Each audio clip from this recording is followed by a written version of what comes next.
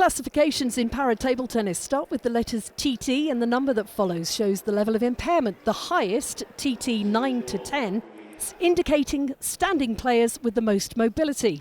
The Brazilians in the final both classed TT 9, athletes with full power, complete range of shots, although their balance and agility is affected when reaching for wide shots. Two-time Parapan American Games champion Danielle Rowan hadn't lost a set on her way to the top of Group A and was meeting with the Group B winner Jennifer Marquez. The first set was closely contested, Marquez staying in the fight, but a forced error and Rowan was a set in front. And very quickly, that lead became 2. Rowan was piling the pressure on her countrywoman to complete a perfect competition. She hadn't dropped a set. A third Parapan American Games gold medal for the Brazilian. Winning gold clearly never gets old. Silver for Jennifer Marquez. The TT 9 and 10 champion Danielle Rowan of Brazil. Rowan was the TT 8 champion in Lima, but was about to be replaced. TT 8 covers standing players with movement affected at low level to both arms or legs, moderately to one leg, or by the absence of limbs. These players generally have good power and a good range of shots. Sofia Kelmer was hyped for the final and made the better start against home favourite Florencia Perez. But the Chilean brought herself back into the match and with patience put herself in front.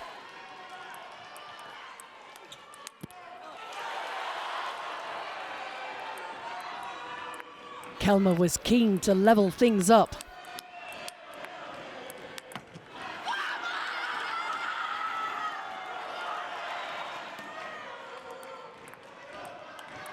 And it was all square with 2 sets played.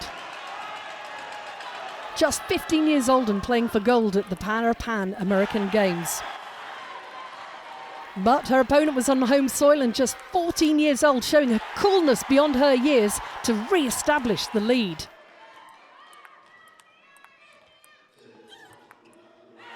Skelmer battled back, but it was going to be gold for Chile and Florencia Perez. 3 sets to 1 to the diminutive teenager. Florencia Perez, Parapan American Games champion. And on to the men's TT5 final. This is for wheelchair players with leg movement affected to a high degree or the absence of limbs. Players move both chair and body to get around the table, but their range of shots is not affected. It was going to take all 5 sets to decide the gold medal. Elias Romero of Argentina winning this first set.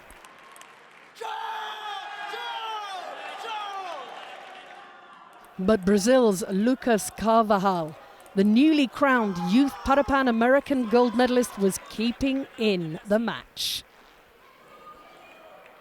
1 set all.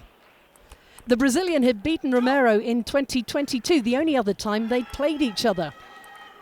The third set was tense, the net having its own impact on the competition.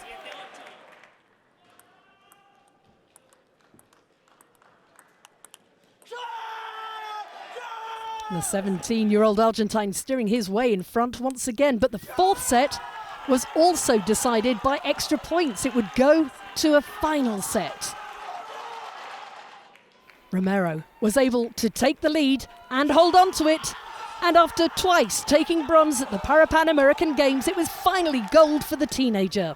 Elias Romero of Argentina, champion at Santiago 2023.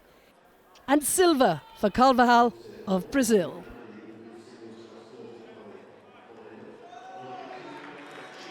There was more than a little deja vu around the women's TT4 and 5 final. It was a repeat of the gold medal match in Lima 4 years ago, where Chile's Tamara Lianelli won the title. She had also played Neyla Cuel of Argentina in the round-robin stage of Santiago's tournament, coming from 2 sets down to win 3-2, but it wasn't looking good, having been blown away in that first set by Cuel. Lianelli, though, not making mistakes and levelling it in the second. And on to the third with the match all square. It was the home crowd's favourite who took the lead for the first time in the final. The Argentine kept fighting. She had good reason to want revenge. There was so little between these two, and it was going to the decider. The first to 11 points would win.